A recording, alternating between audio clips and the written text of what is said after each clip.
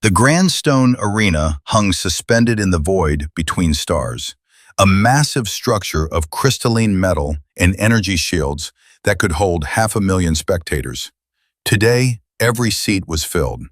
The roar of 1,000 species echoed through the vast space as the greatest warriors from across the galaxy gathered for the Centennial Challenge, a tournament held once every 100 standard years to determine the finest fighter in known space. In the holding chambers beneath the main floor, champions from dozens of worlds prepared themselves. There was Kreth, the 8-foot-tall Thorian, whose 4 arms could crush steel, and whose thick hide had never been pierced in combat. Beside him meditated Silvara, a Nexian whose crystalline body could shift between solid and liquid states at will, making her nearly impossible to strike. The serpentine Zix coiled in his corner, poison sacs full and ready, while the massive Gornax practiced his earth-shattering charges against reinforced walls. These were legends, beings who had trained for decades, some for centuries, in the art of combat. Each had won their way here through regional tournaments, defeating hundreds of challengers. The prize was more than glory. The winner would be granted a seat on the Galactic Council of Guardians, a position of immense influence that could shape the policies affecting trillions of lives. The current champion, a towering Draknor named Vex, stood in the center of his private chamber. His scales gleamed like polished obsidian, and flames flickered between his teeth. He had held the title for 3 consecutive tournaments, an unprecedented achievement. No one had ever won 4 times. The bookmakers across the galaxy had him at near certain odds to retain his crown. Above in the stands, the crowd was a sea of colors and forms. Beings with wings, tentacles, multiple heads, and bodies made of elements that defied human physics cheered and chanted for their favorites. Giant holoscreens displayed odds and statistics, replay footage from previous tournaments, and close-ups of the champions as they emerged from their chambers. The arena master, a distinguished Quellan with silver fur and 6 eyes, floated to the center of the arena on an anti-gravity platform. His amplified voice boomed across the space. "Citizens of the galactic community, welcome to the 300th Centennial Challenge." The crowd erupted into deafening applause. Today, 32 champions will compete. Only one will emerge victorious. The battles will test not only strength and skill, but strategy, endurance, and the warrior spirit that transcends species and worlds. The holoscreens flickered, showing the tournament bracket.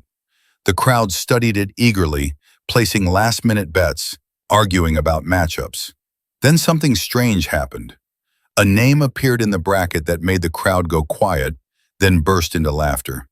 Scattered chuckles grew into waves of amusement that rippled through the stands. "Human?" someone said.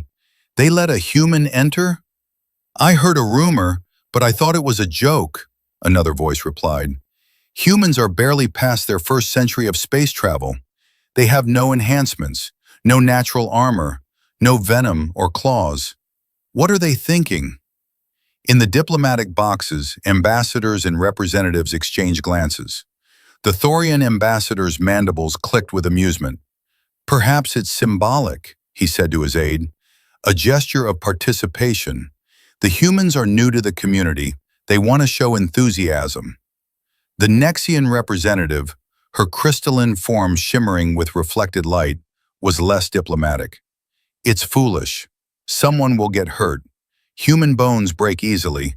Their skin tears. They're fragile creatures. This is a warriors' tournament, not a place for them." Down in the holding area, Chen adjusted the simple combat suit he'd been given. It was standard issue, offering minimal protection, designed to be fair across all body types. He'd been allowed no weapons, no enhancements, nothing but what he brought with him. He could hear the laughter filtering down through the walls, muffled but unmistakable. He was 28 years old, a former Special Forces operator who had volunteered for this mission. When Earth's government learned about the Centennial Challenge and that any species in the galactic community could enter a champion, there had been heated debates. Many argued it was too soon, that humanity wasn't ready, that sending someone would only invite mockery. But others saw opportunity. Not to win, no one was naive enough to think a human could win, but to show that humanity wouldn't back down from challenges, to demonstrate that humans, despite their physical limitations, had the courage to stand alongside the galaxy's greatest warriors. It was about presence, about earning respect through trying. Chen had been chosen from thousands of applicants. He'd trained for 6 months specifically for this, studying footage of previous tournaments, learning about alien physiology and combat styles, preparing his mind and body as much as possible. He knew what he was walking into. He knew the odds. The first matches were about to begin. A holographic attendant appeared at his chamber door, a shimmering blue figure that bowed slightly. "Warrior Chen of Earth, you will fight in the third match. Please proceed to waiting area 7. Chen nodded and followed. The corridor was lined with transparent aluminum, allowing him to see other fighters being led to their positions.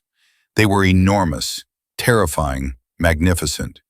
He'd seen the footage, but footage didn't capture the reality of a Thorian up close, or the way a Zix's scales seemed to drink in light, or the barely contained energy that radiated from a Draknor. He reached waiting area 7 and stood at the entrance to the arena floor.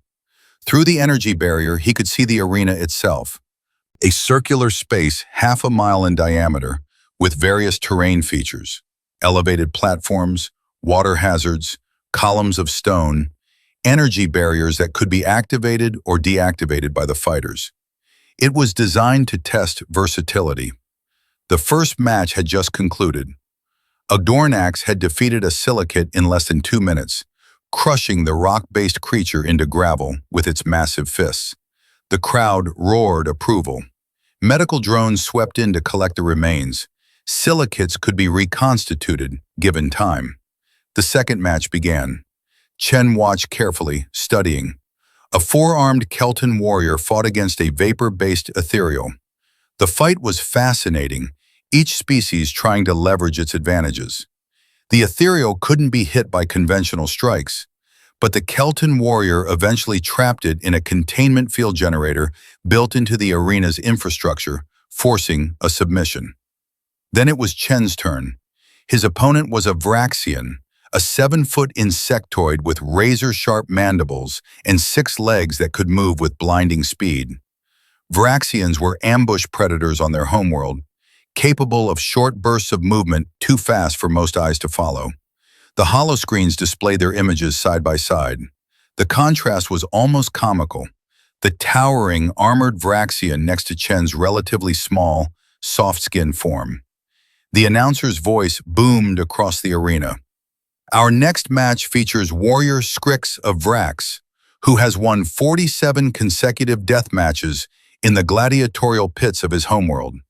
The crowd cheered. Facing him is Chen of Earth, humanity's first representative in the Centennial Challenge. The cheering transformed into laughter and jeers. Not cruel exactly, but amused, the way one might laugh at a child trying to arm wrestle an adult. Chen walked onto the arena floor. The energy barrier sealed behind him. The crowd's noise was overwhelming now, not muffled by walls. He could see them clearly, hundreds of thousands of alien beings, most of them laughing. Some were pointing at him, making gestures to their companions. He saw beings shaking their heads in disbelief. In the diplomatic boxes, several ambassadors had stood up to get a better look at this curiosity. Across the arena, Skrix emerged from his entrance. The Vraxian chittered, a sound that his translator implant rendered as laughter. "They send me a snack," he said, his mandibles clacking. "I was told I faced a warrior." Chen didn't respond.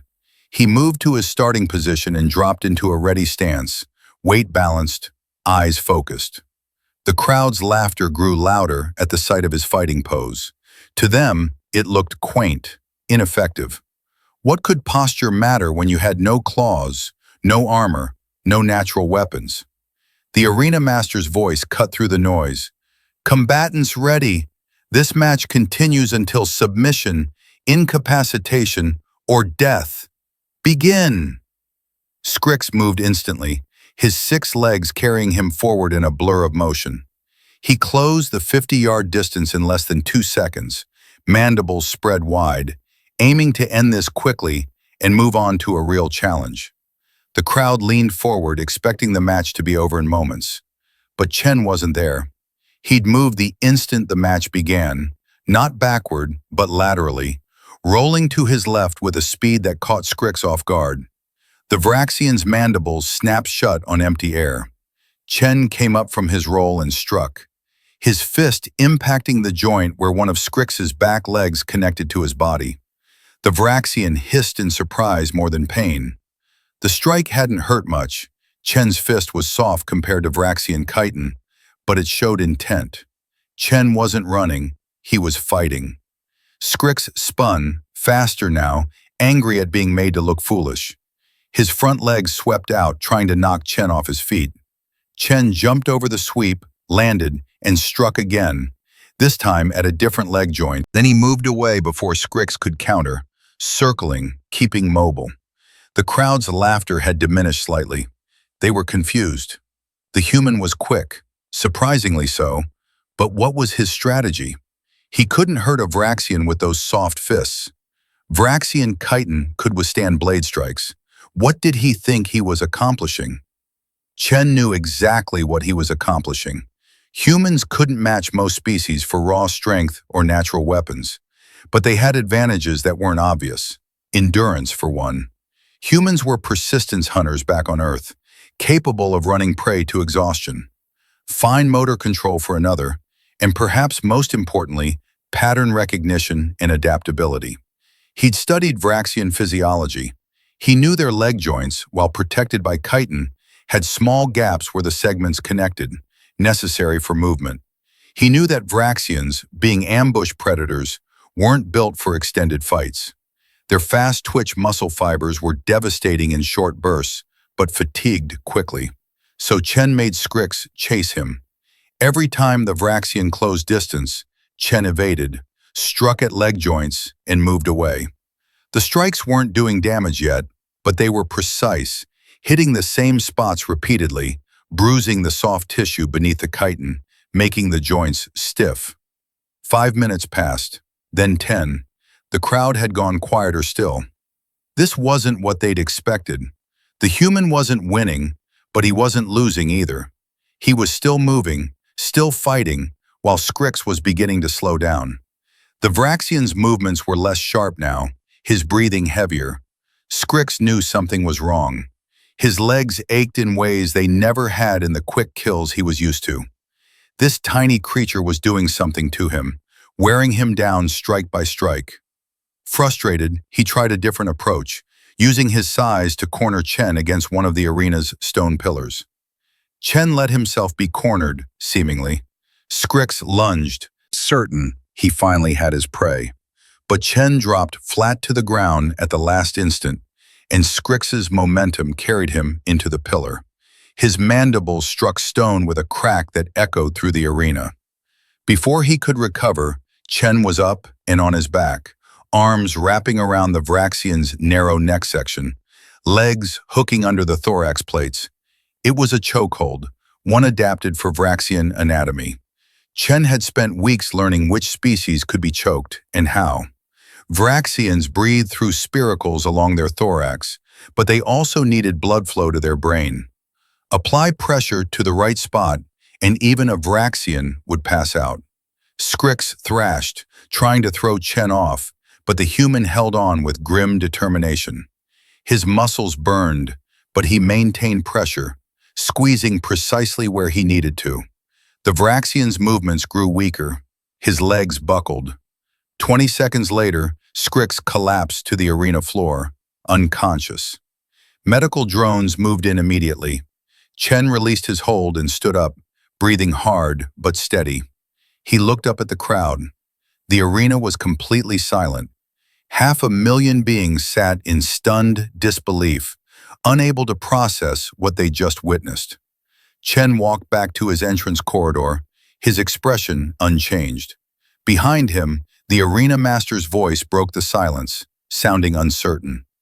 Winner, Chen of Earth. The crowd remained quiet. In the diplomatic boxes, every ambassador had gone still. Down in the holding chambers, the other champions stood frozen, watching the replays on their screens. The Thorian named Kreth leaned closer to his display, all four eyes focused. "Did that just happen?" he rumbled. Vex, the current champion, watched from his private chamber. The flames between his teeth had stopped flickering. He studied the footage of the match, rewinding it, watching the humans' movements again. "Interesting," he said softly. "Very interesting." Chen reached his holding chamber and sat down. His hands were shaking slightly from adrenaline, but he felt calm. One match down. The tournament was far from over, but he'd done what he came to do. He'd shown that humans belonged here. He'd made them take notice. Up in the stands, the silence was finally breaking. Not into laughter this time, but into confused conversation. Millions of beings across the galaxy, watching on their holoscreens, were equally stunned. In bars and homes on thousands of worlds, people who had tuned in expecting a joke were now rewinding footage, analyzing what they'd seen. On Earth, in the operations center where a team had been monitoring the match, people erupted into cheers. The room had been tense with dread, expecting to watch Chen get hurt. Instead, they'd watched him win. Messages started flooding in from across human space, from military bases and civilian centers, from ships and stations. One human had just defeated a galactic champion, and humanity was taking notice too. The tournament continued. Other matches played out, spectacular displays of power and skill. But the crowd was different now. There was an undercurrent of uncertainty. Every time a match concluded, people glanced at the brackets, checking when the human would fight again. The bookmakers hastily adjusted their odds. Chen had gone from a joke to an anomaly to someone they needed to reassess. Chen's next match was scheduled for the following day.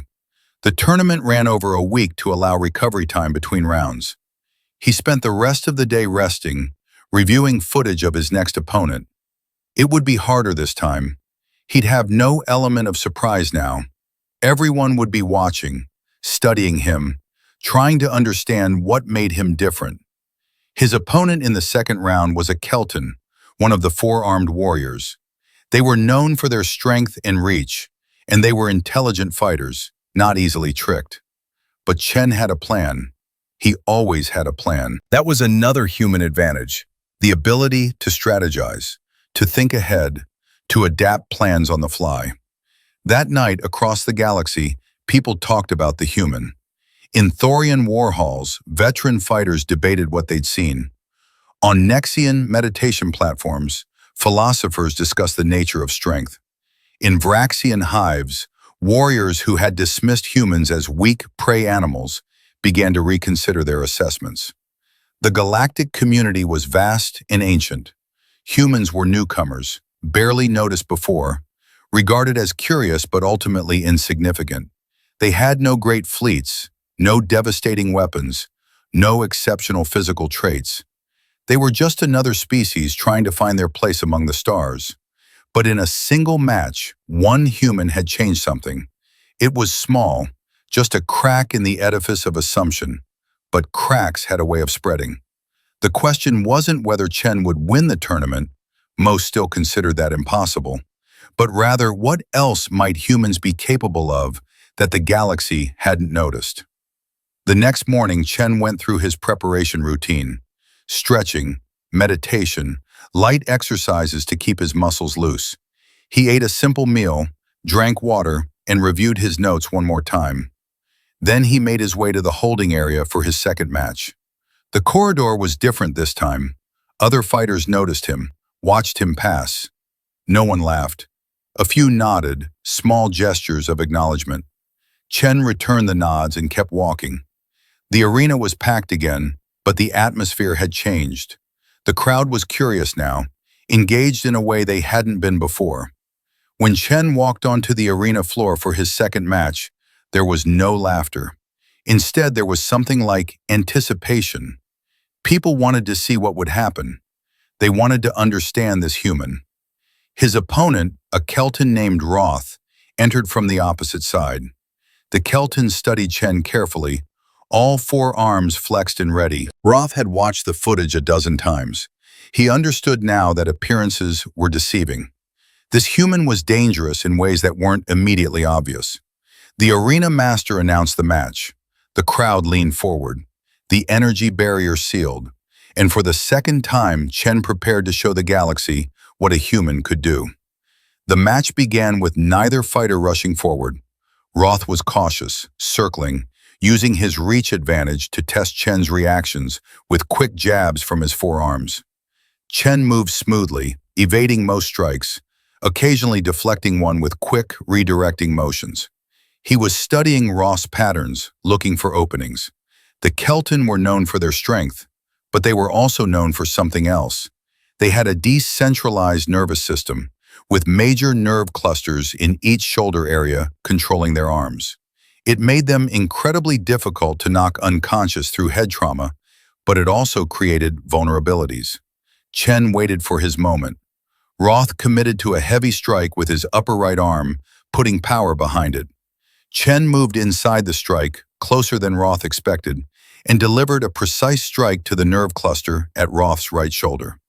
The Kelton's entire right side went partially numb, both arms on that side dropping slightly. Roth adapted quickly, focusing on his left arms, but Chen had already moved to his left side. Another precise strike, this time to the left shoulder nerve cluster. Both of Roth's left arms went numb. The Kelton warrior stood confused for a moment, his body not responding properly, and in that moment, Chen swept his legs. Roth fell hard. Before he could recover, Chen applied a joint lock to one of Roth's legs, torquing the knee in a direction it wasn't meant to bend. The pain was immediate and intense. Roth had two choices: allow his leg to break or submit.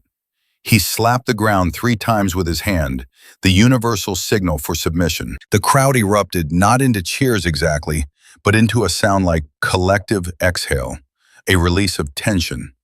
Chen had won again, this time against an opponent who had been prepared for him, who had studied his tactics. The human had adapted, found new weaknesses, exploited them with the same precision and patience he'd shown before. In the diplomatic boxes, the mood was somber. The Kelton ambassador's face was unreadable, but his aide was frantically sending messages back to their homeworld. The Nexian representative had shifted her form slightly, a sign of agitation. The Thorian ambassador's mandibles were perfectly still, his version of deep thought. Chen returned to his chamber, now under the watchful eyes of everyone in the holding area. The easy dismissal was gone, replaced by wary respect. Some of the warriors looked angry, offended that a species they'd considered weak was defeating their peers. Others looked intrigued, even excited. They were fighters, and fighters respected skill, regardless of its source. Vex watched the footage again from his chamber. The current champion's expression was thoughtful. He targets weakness, Vex said to himself. He turns strength against itself. He wins through precision, not power. The Drachnor's tail swished slowly, a sign of interest. He fights like water flowing around stone. Perhaps humanity is more dangerous than we knew. The tournament continued. Chen advanced to the 3rd round, then the 4th. Each time his opponents were better prepared, more cautious, more deadly, and each time Chen found a way. He defeated a silicate by luring it into water, using the arena's environment to short-circuit its crystalline structure. He outlasted an ethereal in a battle of endurance, waiting until the energy-based being depleted itself trying to hurt him. He defeated a Zix by using the serpentine creature's own momentum against it, redirecting strikes until the Zix exhausted its venom stores and then strangling it into submission. By the quarterfinals, the galactic audience had grown massive. Beings who never watched combat sports were tuning in. It had become a phenomenon. The human who shouldn't have survived the 1st round was now one of the last 8 fighters standing. Analysts debated how it was possible. Biologists studied human physiology with new interest. Military strategists from a dozen species began reassessing their assumptions about human combat potential. Chen's quarterfinal match was against Silvara, the Nexian who could shift between solid and liquid states. She was considered one of the favorites to win the tournament. Their match lasted 43 minutes, the longest of the tournament so far. Chen couldn't hurt Silvara when she was in liquid form, and she couldn't hurt him when he kept moving. It became a battle of tactics. Chen eventually won by using the arena's temperature controls. He lured Silvara onto a platform, then activated the heating elements built into the floor. As her liquid form began to evaporate from the heat, she was forced to solidify. In that moment of vulnerability, Chen struck, shattering part of her crystalline structure. Silvara yielded, unable to continue without risking permanent damage. The semi-final match Chen against Kreth, the massive Thorian. This was the match many had been waiting for, the ultimate test of whether technique could overcome overwhelming physical superiority. Kreth stood 8 feet tall, weighed over 600 pounds of solid muscle and thick hide, and had 4 arms that could bend steel bars. When they faced each other on the arena floor, the size difference was almost absurd. Chen looked like a child next to Kreth. The crowd was absolutely silent now, not from disrespect, but from genuine tension. Could the human possibly overcome this? Was there any weakness in a Thorian that could be exploited? The match was brutal. Kreth was intelligent and patient, not making the mistakes earlier opponents had made. He used his reach, his strength, and his defensive advantages effectively. Chen took hits that would have killed most beings, rolling with impacts to minimize damage, but each strike still hurt. His ribs cracked, his left arm went numb from a glancing blow. Blood ran from a cut above his eye. But Chen kept moving, kept thinking, kept adapting. He noticed that Kreth's 4 arms, while powerful, required immense coordination. The Thorian's brain was processing 4 separate limbs simultaneously. It was a strength, but also a potential vulnerability if overloaded. Chen began creating complex patterns, forcing Kreth to track multiple angles simultaneously, taxing his neural processing. Then Chen saw his opening. Thorians had thick hide everywhere except their eyes and the soft tissue around their joints. Chen had been avoiding Kreth's eyes. Deliberately blinding an opponent was considered dishonorable in the tournament unless absolutely necessary. But the joints were fair game. Chen used a technique from Earth's ancient martial arts traditions, one developed long before humans reached space. He got close, dangerously close, inside Kreth's guard, and struck both of the Thorian's knee joints simultaneously with precise kicks. Not with force to shatter them, but with just enough pressure at the right angle to hyperextend both joints.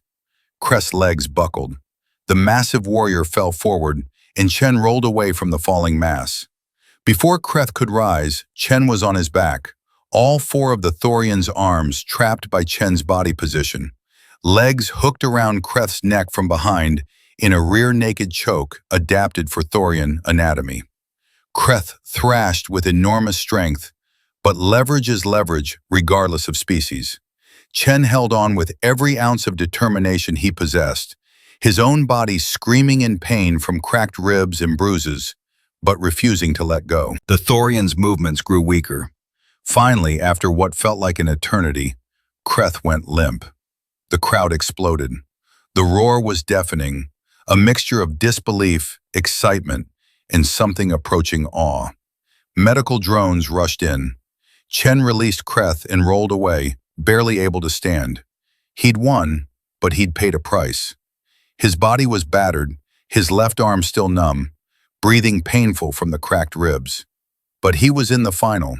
One human, from a species the galaxy barely knew, had fought his way through the greatest warriors in known space to reach the championship match. The odds makers had gone silent, unable to calculate probabilities anymore. This wasn't supposed to be possible, yet here it was, happening in real time for billions of viewers to witness.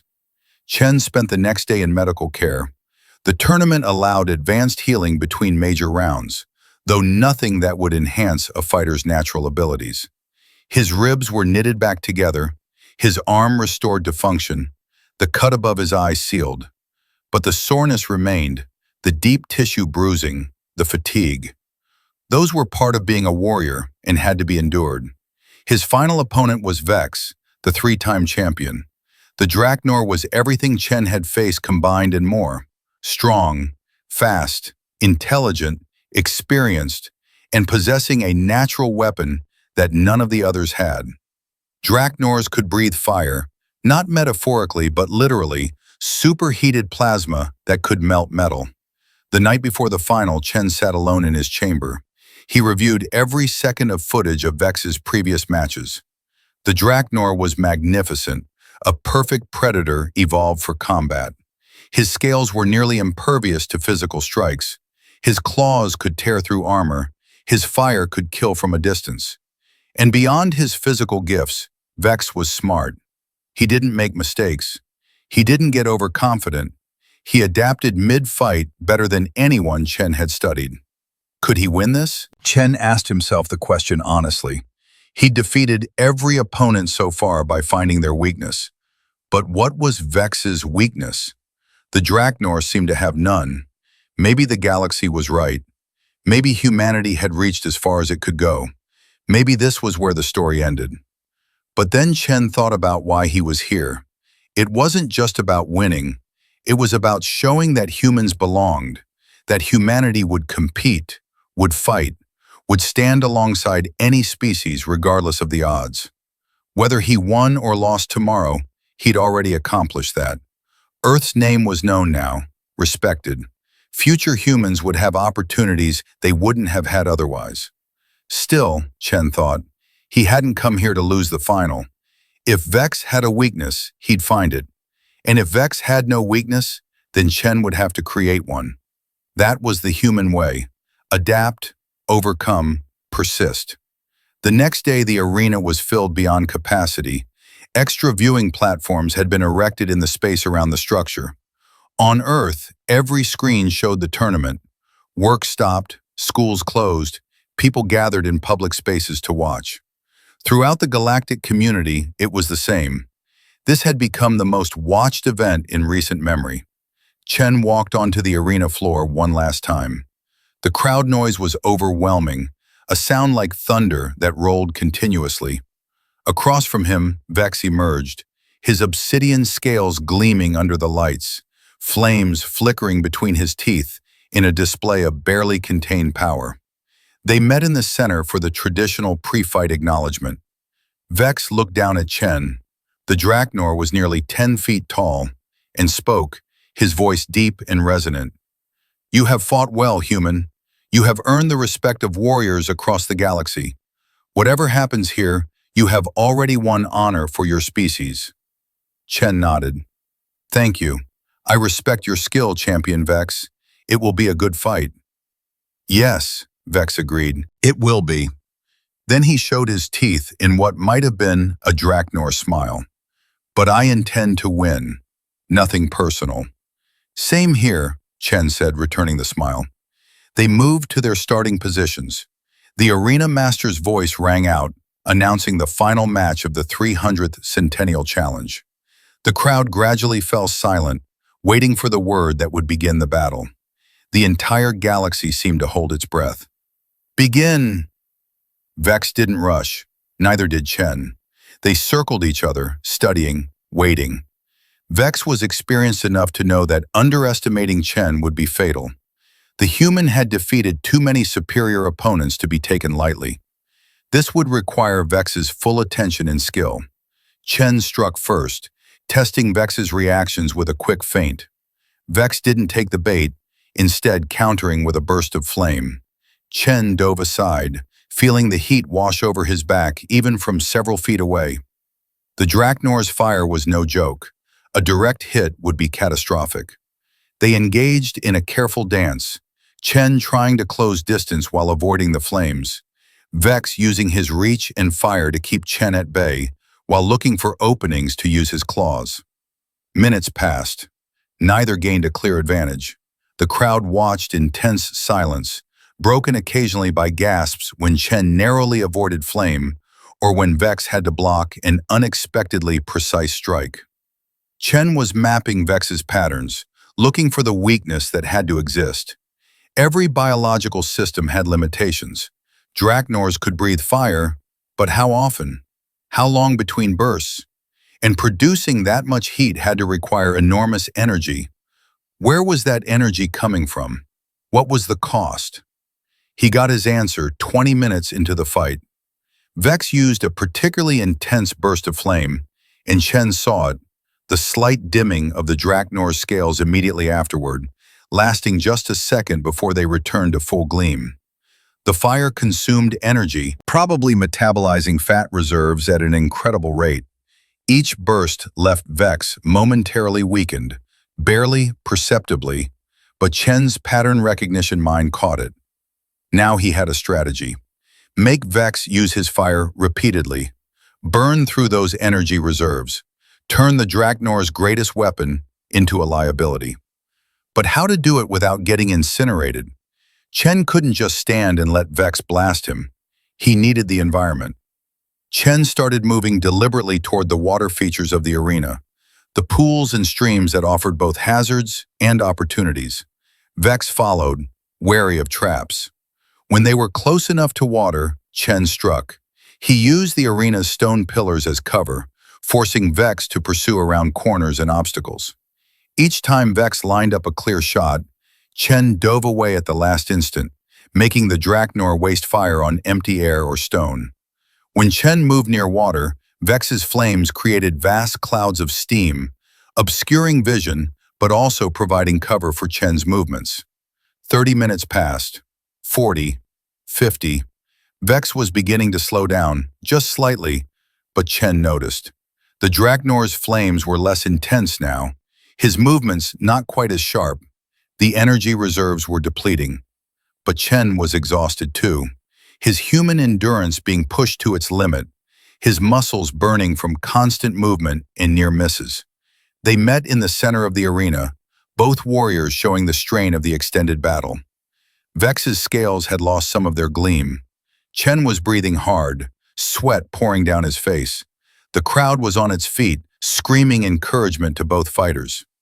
Vex gathered himself for what Chen recognized would be a final, decisive assault. The Drachnor was going to use everything he had left, all his remaining fire, all his strength, in one overwhelming attack. It was sound strategy. End it now before exhaustion made victory impossible. Chen made his decision in a split second. He couldn't evade anymore. He was too tired. He couldn't block fire. His only option was one that went against every survival instinct. He had to move forward, into the fire, and try to get through it before it could kill him. Vex breathed his massive final blast of flame, a wall of superheated plasma that filled the space between them. Chen ran toward it. At the last instant, he dove low, below where Vex had aimed, sliding across the arena floor through the bottom of the flame burst, where it was weakest, where it had already begun to dissipate. He felt his back burning, smelled his own hair singeing, felt pain like nothing he'd experienced before. But he made it through. His momentum carried him sliding between Vex's legs. Before the Drachnor could turn, Chen was up and had wrapped himself around Vex's tail, yanking hard. Drachnors, for all their power, had their center of balance tied to their tails. Disrupt that and they struggled to compensate. Vex stumbled, fell to one knee. Chen released the tail and moved to Vex's neck, applying a chokehold from behind, using the Drachnor's own exhaustion against him. Vex tried to throw Chen off, but he was spent. The fire had consumed too much energy. His movements were sluggish. Chen held on, ignoring the pain from his burned back, focusing only on maintaining pressure. He didn't want to kill Vex. The champion deserved better than that, but he needed the submission. For long seconds they struggled. Then Vex's hand came up and tapped 3 times against the arena floor. The tap was weak, barely audible over the crowd's roar, but the sensors registered it. The match was over. Michael drones swarmed immediately. Chen released Vex and rolled away, his burned back screaming in agony. Vex collapsed forward, utterly exhausted but alive. Both warriors lay on the arena floor, breathing hard, unable to stand for the moment. The arena had gone completely silent, not from mockery or confusion this time, but from shock. A human had just defeated the greatest champion in living memory. It didn't seem real. It couldn't be real. Yet everyone had watched it happen. Then the silence broke. The crowd erupted into the loudest roar Chen had heard yet, a sound of pure amazement and respect. Beings from 1,000 species rose to their feet, cheering not just for Chen, but for what he represented. That skill and determination could overcome seemingly impossible odds, that the underdog could win, that assumptions could be shattered. Medical drones carried both fighters to the medical bay. Chen's back required immediate treatment, second and third-degree burns across 30% of his back and shoulders, but he would recover. As they worked on him, he drifted in and out of consciousness, the pain medication making everything foggy. He woke fully several hours later in a recovery bed. His back was bandaged with advanced medical gel that would heal the burns completely within days. The pain was manageable now. A holographic display next to his bed showed news feeds from across the galaxy. His face was everywhere. "Human wins Centennial Challenge," read headlines in a dozen languages. Analysis shows debated how it had happened. Earth was celebrating like never before. A figure appeared in his doorway. Vex, also bandaged but mobile, stepped into the room. The Draknor looked different somehow, smaller maybe, or perhaps just weary. He approached Chen's bed and bowed slightly, a gesture of respect. "That was the hardest fight of my life," Vex said. "You deserved the victory. I had assumed your species' physical limitations would be insurmountable. I was wrong. You taught me that assumptions are dangerous." Chen managed a smile despite his exhaustion. "You almost had me a dozen times. Another minute and I would have been finished. You're the best fighter I've ever faced." "Perhaps," Vex said, "but today you were better." He paused, then continued. "The galaxy will be different now. Your victory will change how everyone sees humanity. Some will fear your species. Some will seek alliance. Some will test you to see if you represent all humans or are unique among your kind. Your life is about to become complicated." "It was already complicated," Chen said. "This just makes it a different kind of complicated." Vex showed his teeth again in that Draknor smile. "True enough." He turned to leave, then paused at the doorway. "When you are healed, perhaps we could spar sometime. No fire, no serious damage, just practice. I would like to understand human fighting styles better."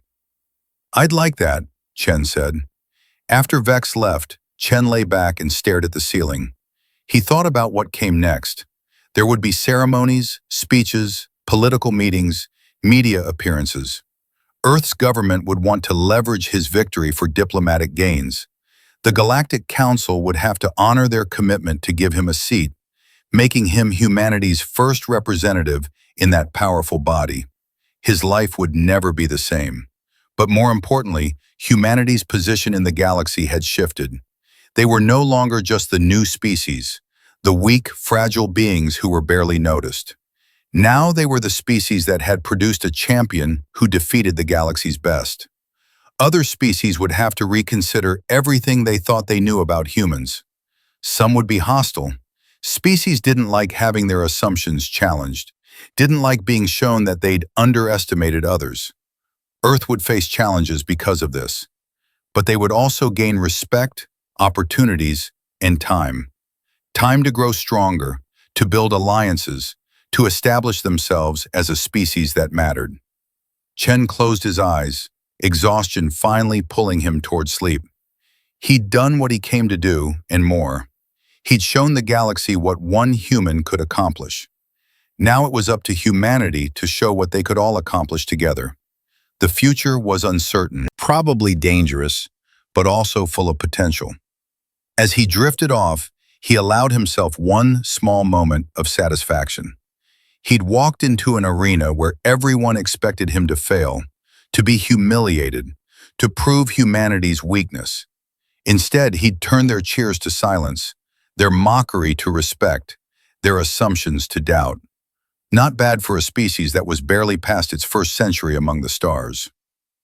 In the depths of space, on Earth and throughout human colonies, celebrations continued. Children played games pretending to be Chen, defeating imaginary alien warriors.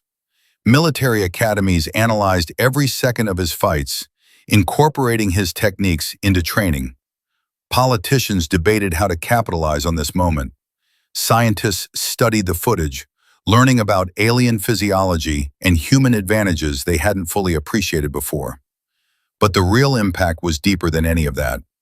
Humanity had been given a gift, though few recognized it yet. Not the gift of a championship or a council seat, but the gift of being taken seriously.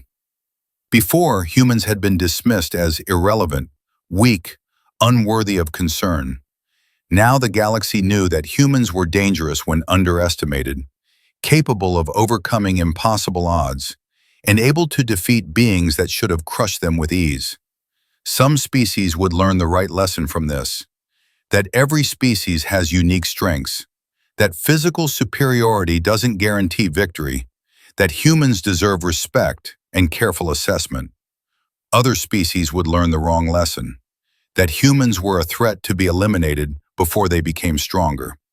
Both responses would shape the coming decades of human expansion into the stars.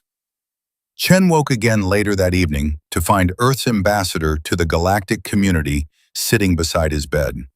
She was an older woman, experienced in diplomacy, and she looked both excited and concerned. "Hello, champion," she said softly. "How are you feeling?" "Sore," Chen admitted. "But okay, what happens now?" "Now the real work begins," she said. "You've given us an incredible opportunity, but also created challenges we'll need to navigate carefully. Some species are already calling for regulations preventing humans from future tournaments. Others are requesting military exchange programs to study human combat techniques. There are proposals, threats, offers of alliance, demands for technology sharing.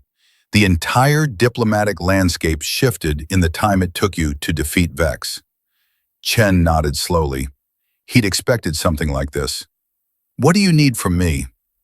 "For now, rest and heal. After that, we'll need you for ceremonies and meetings. The council seat is yours by tournament law, and we'll need to brief you extensively on galactic politics before you take it. But that can wait a few days." She smiled. "For tonight, just know that you've done something extraordinary. Humanity owes you a debt we can never fully repay." After she left, Chen looked out the window of his medical room. The grand stone arena was visible in the distance, still lit up, still surrounded by ships and viewing platforms. The tournament was over, but its effects were just beginning to ripple outward. He thought about the matches, about each opponent he'd faced. They'd all been magnificent warriors, skilled and powerful. Under different circumstances, any of them could have won. He'd been lucky as well as skilled, finding opportunities that might not have existed in different conditions. But that was combat, luck and skill intertwined, and the warrior who could leverage both successfully was the warrior who survived. Chen also thought about what Vex had said about assumptions. The galaxy had assumed humans were weak, and that assumption had been their mistake. But humans shouldn't make the reverse mistake, assuming they were stronger than everyone else. What Chen had proven was that humans could compete, could overcome challenges through intelligence and determination. That didn't make them superior to other species, just different, with their own unique combination of strengths and weaknesses. The days that followed were a blur of activity. Once Chen was cleared from medical, he was swept into a series of ceremonies. The tournament organizers held a formal award presentation where he received the championship trophy, a crystalline sculpture that represented the unity of the galaxy's warrior traditions. He gave a brief speech, thanking his opponents for the honor of fighting them, and expressing hope that his victory would lead to greater understanding between species. The response was mixed. Many in the crowd applauded sincerely, moved by his words and his humility. Others sat in stony silence, unwilling to celebrate a human victory. Chen understood. Change was always uncomfortable, especially when it challenged deeply held beliefs about the natural order of things. He met with Earth's diplomatic team and received intensive briefing on galactic politics, economics, and the complex web of alliances and rivalries that define the galactic community. Taking a seat on the Council of Guardians would put him at the center of decisions affecting trillions of beings across thousands of worlds. It was overwhelming, but Chen approached it the same way he'd approached the tournament, one step at a time, learning constantly, adapting as needed. Representatives from various species requested meetings. Some were genuine in their interest in understanding humans better. Others were clearly gathering intelligence, trying to assess whether Chen represented typical human capability or was an exceptional outlier. Chen was honest in these meetings. He told them that many humans were capable fighters, that Earth's military and martial traditions were ancient and sophisticated, but also that he'd trained specifically for this tournament and shouldn't be considered average.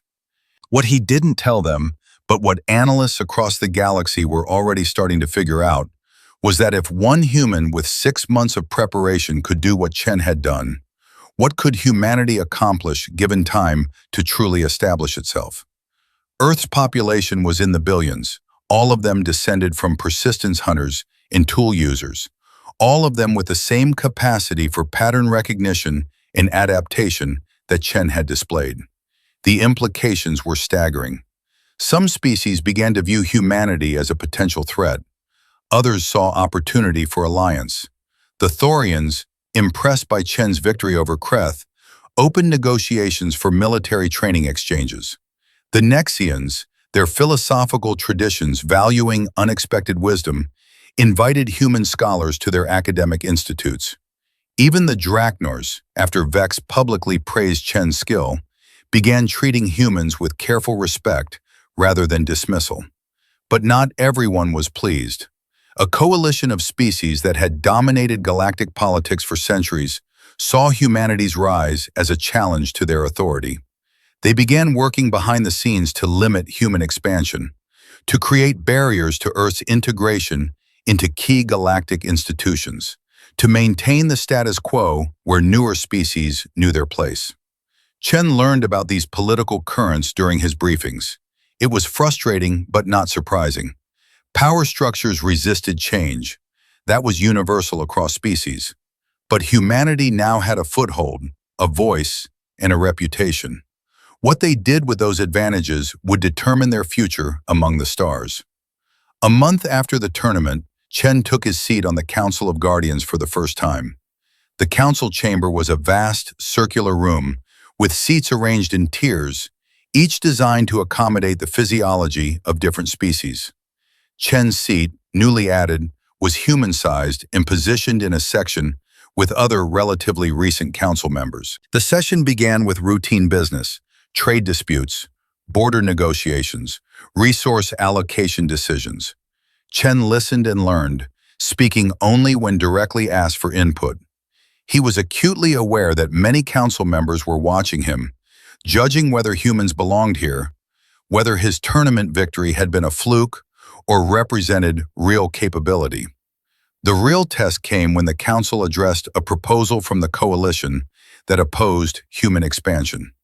They suggested new regulations for developing species, limitations on military growth, and expansion rights that would essentially lock humanity into second-tier status for centuries. The proposal was carefully worded to seem reasonable, focused on galactic stability and responsible development, but its intent was clear. Several council members spoke in favor of the proposal. They argued that rapid expansion by new species had caused problems in the past, that humanity needed time to mature, that restrictions were for everyone's benefit. Chen listened to each argument, his expression neutral.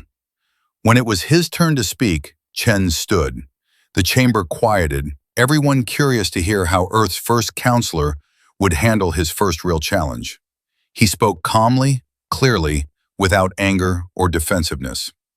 "Honored council members," he began, "I understand the concerns raised about rapid expansion. History shows that rushing into power without wisdom can lead to tragedy.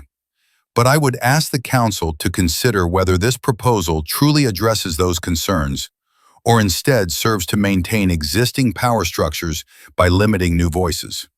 He paused, making eye contact with various Council members. "Humanity doesn't seek dominance or conflict. We seek only what every species here has sought: the opportunity to grow, to explore, to contribute to the galactic community on our own terms. The regulations proposed today would deny us that opportunity, not based on anything we've done wrong, but based on assumptions about what we might do. In the tournament, I faced opponents who assumed my defeat before we fought. They saw my species' physical limitations and concluded I couldn't win. They were wrong, not because I was stronger than them, but because they failed to see strengths that weren't obvious. I would suggest the Council not make the same mistake about humanity as a whole." The chamber was silent when Chen finished. He sat down, heart pounding, unsure if he'd helped or hurt humanity's cause. The Council debated for hours. Finally, they voted. The proposal failed, but not by a wide margin. Humanity had won this round, but the political battle was far from over. After the session, several council members approached Chen privately. The Thorian representative, whose people had been among the first to respect humanity after the tournament, clasped Chen's shoulder with one of his 4 hands. "Well spoken, human. You show wisdom beyond your species' years in space. We will remember this." But another counselor, a Zenthari whose species dominated several key trade routes, was less friendly. "You've won a battle, human, but not the war. Your species will face challenges at every turn. We'll be watching, waiting for you to prove our concerns correct." Chen nodded. "Watch all you want. You'll see that humans can be good neighbors and valuable allies. Or you'll see that we don't back down when pushed. Either way, you'll see the truth, not your assumptions." The months that followed established a pattern. Chen served on the council, learning the intricate political landscape, building relationships with those willing to work with humanity, and carefully navigating opposition from those who weren't. On Earth, his victory and subsequent political work had made him a global figure. Recruitment for space services surged. More humans wanted to explore the stars, to follow in the footsteps of the warrior who'd proven humanity belonged. Earth's government leveraged Chen's reputation carefully. They negotiated better trade terms, gained access to technologies previously restricted to newer species, and established embassies on dozens of worlds. Humanity's presence in the galaxy grew steadily, not through conquest or aggression, but through the kind of persistent, patient effort that had always characterized human expansion. Chen remained humble through it all. He knew that his tournament victory had been as much luck as skill, that he could have easily lost any of his matches. But he also knew that what mattered wasn't whether he'd been the absolute best fighter in the galaxy, but rather that he'd shown humanity could compete, could win, could stand alongside any species. Years passed. Chen eventually stepped down from the council, making way for other human representatives as Earth's diplomatic corps grew more sophisticated. He retired to a quiet life, though he remained available for advice and occasionally trained new human warriors preparing for future tournaments. The galactic community continued to evolve. Humanity's position strengthened, slowly but steadily. More species came to respect and value human perspectives, human innovation, human determination. The coalition that had opposed human expansion gradually dissolved as its members realized that humanity wasn't the threat they'd feared, but rather a species like any other, with strengths and weaknesses worthy of their place among the stars. Looking back, historians would identify the 300th Centennial Challenge as a turning point. One human's victory in an arena had changed the trajectory of an entire species' relationship with the galaxy, not through violence or conquest, but through demonstrating that assumptions could be wrong, that perceived limitations could be overcome, and that respect had to be earned, but once earned, could open doors previously closed. Chen lived to see humanity truly established in the galactic community. He watched young humans take positions across the galaxy in commerce, science, art, and yes, in combat. He saw human innovations integrated into galactic society, human ideas contributing to solutions for problems that affected everyone. He saw, in short, humanity find its place among the stars, not as conquerors or subjects, but as equals. On the day Chen died, decades after his tournament victory, the galaxy mourned. Representatives from hundreds of species attended his memorial service. Vex, the former champion who had become Chen's friend, gave a eulogy that summarized what many felt. Chen showed us that strength comes in forms we don't always recognize. He taught us that every species has unique gifts, that diversity makes us all stronger, and that the warrior's spirit transcends physical form. The galaxy is better because Chen lived, fought, and helped us see beyond our assumptions. Earth established a statue at the site of humanity's first spaceport, depicting Chen in his fighting stance from the tournament. The inscription read simply, "He showed them who we are." For generations of humans afterward, that statue represented not just one man's achievement, but humanity's journey from newcomers to established members of the galactic community. The Centennial Challenge continued to be held every 100 years, and humans regularly competed.